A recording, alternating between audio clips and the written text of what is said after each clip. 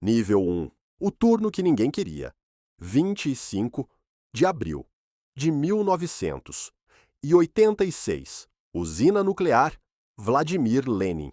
Reator número 4. Pripyat, Ucrânia, União Soviética. Você não deveria estar aqui esta noite.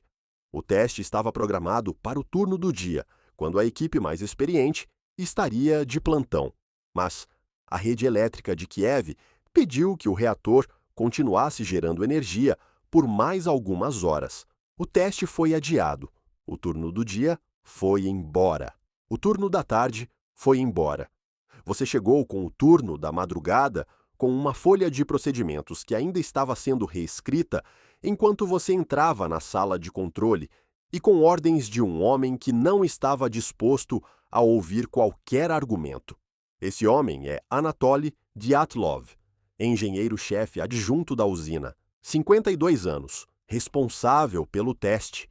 Ele está de pé no fundo da sala de controle, com os braços cruzados e uma expressão que diz que o teste vai acontecer esta noite, independente das condições, independente dos números no painel, independente do que você pensa. Você é Leonid Toptunov, 25 anos, engenheiro sênior de controle do reator, formado há menos de 2 anos. Esta é uma das primeiras vezes que você opera o reator número 4 sem supervisão direta de um instrutor. Ao seu lado está Alexandra Akimov, o líder do turno, 33 anos, que já expressou desconforto com as condições do reator e recebeu de Dyatlov a resposta que ele recebe sempre, que está exagerando, que o reator está bem, que o teste vai acontecer. O reator tem potência nominal de 3.200 megawatts térmicos. O objetivo do teste é simples no papel. Se a usina perder energia externa, os geradores de emergência a diesel levam entre 60 e 75 segundos para entrar em operação. Nesse intervalo, as bombas de resfriamento do reator ficam sem energia. O teste quer provar que a inércia rotacional das turbinas em desaceleração pode alimentar as bombas durante esse intervalo. É um teste de segurança, uma verificação de rotina. Já foi feito 3 vezes antes, em outros reatores. Nunca funcionou direito. Esta é a 4ª tentativa, nível 2. O veneno. Às 23 horas de 25 de abril, o processo começa. A potência do reator começa a ser reduzida para o nível necessário ao teste, entre 700 e 800 megawatts térmicos. Menos da metade da operação normal, ainda assim, potência suficiente para alimentar uma cidade inteira. Mas algo dá errado. O operador do turno anterior, ao reduzir a potência, perde o controle do sistema. A potência despenca. Passa pelos 700 megawatts, passa pelos 500, pelos 200, pelos 100, atinge 30 megawatts, quase zero. O reator quase apaga sozinho. Isso acontece porque o xenônio está envenenando o núcleo. O xenônio é um subproduto natural da fissão nuclear. Em condições normais, ele é queimado pelo próprio reator. Mas quando a potência cai rápido demais, o xenônio se acumula mais rápido do que o reator consegue destruí-lo. Ele absorve nêutrons, abafa a reação em cadeia como se jogasse areia sobre uma fogueira. Isso se chama envenenamento por xenônio. E a única solução é esperar, horas, às vezes um dia inteiro, até o xenônio se dissipar e o reator poder ser reativado com segurança. Dyatlov não quer esperar. Nível 3. As barras. O reator número 4 tem 211 barras de controle. Cada barra é um tubo de liga de zircônio com núcleo de boro e, na ponta inferior, um segmento de grafite. Quando você insere uma barra no núcleo, o boro absorve nêutrons e a reação em cadeia desacelera. Quando você retira uma barra, mais nêutrons ficam livres e a potência sobe. O número mínimo de barras dentro do núcleo para manter o reator em condição segura é 15. Para elevar a potência de 30 megawatts para o nível necessário ao teste, você e Toptunov retiram barra após barra. 28 barras são retiradas, 40, 50. Dyatlov quer mais potência, mais barras saem. No pico da operação desta madrugada, o número de barras dentro do núcleo cai para 8. 8. Quando o mínimo de segurança é 15. Akimov olha para o painel, olha para Dyatlov, diz que isso está fora dos limites operacionais, que o regulamento proíbe explicitamente operar o reator com menos de 15 barras inseridas. Dyatlov diz que o teste vai continuar, que a responsabilidade é dele, que não há motivo para preocupação. Você olha para Akimov. Akimov olha para você. O reator consegue estabilizar em 200 megawatts térmicos, menos de 1/10 da potência nominal. Instável, com xenônio ainda presente no núcleo, com apenas 8 barras de controle em posição. Mas é suficiente para Dyatlov. Às 1h23 e 4 segundos da madrugada de 26 de abril de 1986, o teste começa. Nível 4, 1 minuto e 41 segundos. As válvulas de fechamento da turbina são acionadas. As 4 bombas de circulação do reator, alimentadas pela turbina em desaceleração, começam a perder força. O fluxo de água de resfriamento diminui. A água mais quente dentro dos canais de combustível começa a ferver. Bolhas de vapor se formam. E aqui está o problema que ninguém na sala de controle, naquela madrugada, entende completamente. O reator número 4 tem o que os físicos chamam de coeficiente de vazio positivo. Em termos simples, quando bolhas de vapor se formam no refrigerante, a reatividade do reator aumenta, porque a água líquida absorve nêutrons, o vapor não. Quando a água ferve, mais nêutrons ficam livres, mais fissões acontecem, mais calor é gerado, mais água ferve, mais nêutrons ficam livres, o ciclo se alimenta. Em condições normais de operação, com potência plena, esse efeito é pequeno e controlável. Com 200 megawatts, com 8 barras de controle, com xenônio no núcleo, com as bombas perdendo força, o coeficiente de vazio positivo transforma o reator em uma máquina que se acelera sozinha, e cada ação para freá-la o acelera mais. Às 1h23 e 40 segundos, os instrumentos do painel mostram um pico de potência. Akimov olha para você. Você está olhando para os dados. A potência está subindo. Rápido! Akimov diz para você pressionar o botão. O botão se chama Proteção de Emergência de 5ª categoria. Em russo, Avarinaya Zastita 5. Você pressiona. Nível 5. O que o botão faz? Quando você pressiona o botão de emergência, todas as 211 barras de controle são liberadas para cair no núcleo pelo peso da gravidade. Isso deveria desligar o reator em segundos. O que acontece é diferente. Cada barra de controle tem em sua ponta inferior um segmento de grafite de 68 centímetros. O grafite é um moderador de nêutrons. Ele não os absorve como o boro, ele os reflete. Quando as barras começam a descer, são as pontas de grafite que entram primeiro na parte inferior do núcleo, antes que o boro chegue lá. Por alguns segundos, enquanto as barras descem, o grafite está fazendo o oposto do que o botão de emergência deveria fazer. Ele está injetando reatividade no ponto mais instável do núcleo. Esse defeito de projeto é conhecido desde pelo menos 1983. Há um relatório interno do Instituto que projetou o reator descrevendo o problema. O relatório não foi distribuído para as usinas, foi classificado. Os operadores dos reatores nunca souberam.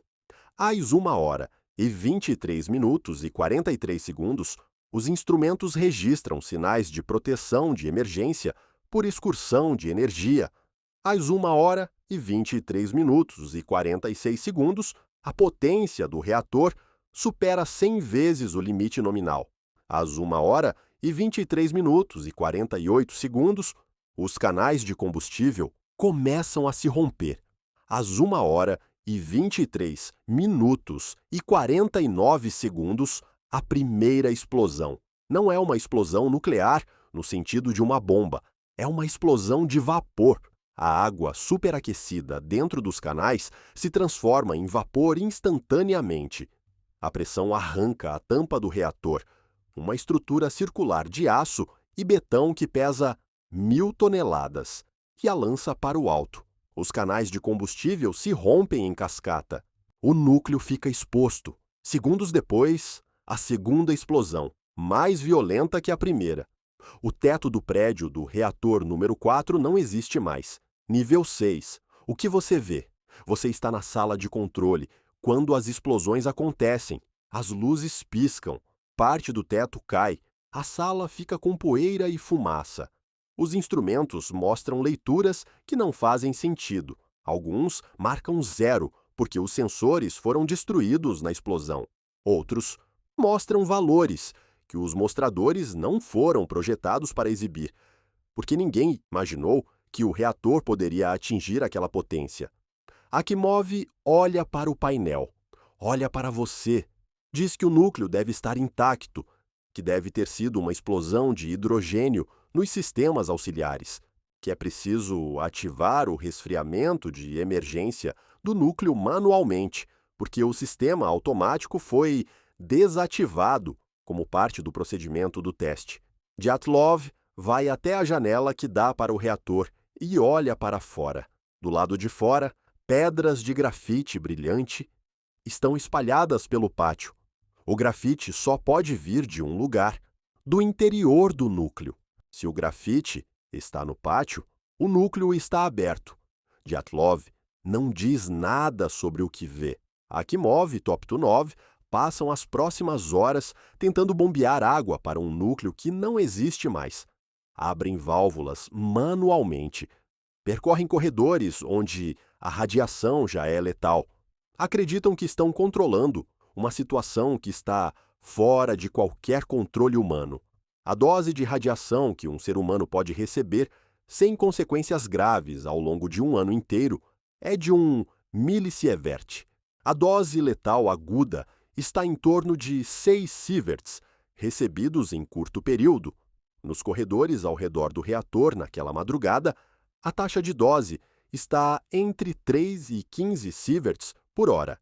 Toptunov e Akimov recebem suas doses letais naquelas horas de trabalho, tentando salvar um reator que já não existe. Nível 7. Os bombeiros. Às 1h28, o alarme de incêndio é acionado. Os primeiros caminhões chegam às 1h45. 28 bombeiros sob o comando de 2 tenentes. Vladimir Pravik, 23 anos, Viktor Kibenok, 23 anos. Eles veem o teto do reator aberto, fragmentos brilhantes pelo pátio, fumaça saindo de vários pontos do prédio. Eles não sabem o que estão pisando. Os fragmentos brilhantes no pátio são pedaços de grafite do núcleo. Cada fragmento emite radiação suficiente para causar dose letal em minutos de contato próximo. Os bombeiros os chutam para o lado enquanto esticam as mangueiras. Alguns os pegam com as mãos para limpar o caminho. Em 30 minutos, os primeiros bombeiros começam a sentir os sintomas: gosto metálico na boca, queimação na pele, náusea. São sintomas de exposição aguda à radiação. Eles continuam trabalhando. Em 2 horas, 28 bombeiros estão com sintomas graves. São transportados para o hospital de Pripyat e depois para o hospital número 6, em Moscou, especializado em acidentes de radiação. Pravik e Kibenok morrem em maio de 1986. São nomeados heróis da União Soviética póstumamente. Ao todo, 134 bombeiros e trabalhadores da usina desenvolvem síndrome aguda da radiação na primeira semana. 28 morrem nos 3 meses seguintes de causas diretamente relacionadas à exposição. Nível 8. Pripyat. Às 2 da manhã de 26 de abril, 49 mil pessoas dormem em Pripyat. A cidade foi construída para os trabalhadores da usina e suas famílias. Tem 12 anos de existência. Tem escolas, hospitais, um parque de diversões que seria inaugurado em poucos dias para o 1º de maio. As ruas são largas, os prédios são novos. É uma cidade modelo da União Soviética. Às 2 da manhã, as autoridades locais sabem que houve uma explosão. Não sabem a extensão. O diretor da usina, Viktor Bryukhanov, envia um relatório ao Comitê Central do Partido Comunista, dizendo que a radiação no perímetro da usina está em 14 micro-roentgen por segundo, dentro dos limites aceitáveis. O número é falso. O dosímetro que ele usou só media até esse valor. Quando o ponteiro bate no limite máximo do instrumento, ele registra o máximo como se fosse a medição real. A cidade não é evacuada naquela noite. Na manhã de 26 de abril, as crianças vão para a escola. Os adultos vão trabalhar. Alguns ficam nas varandas, olhando a fumaça que ainda sobe do prédio do reator. Descrevem o céu com uma cor estranha. Dizem que o ar tem um sabor de metal.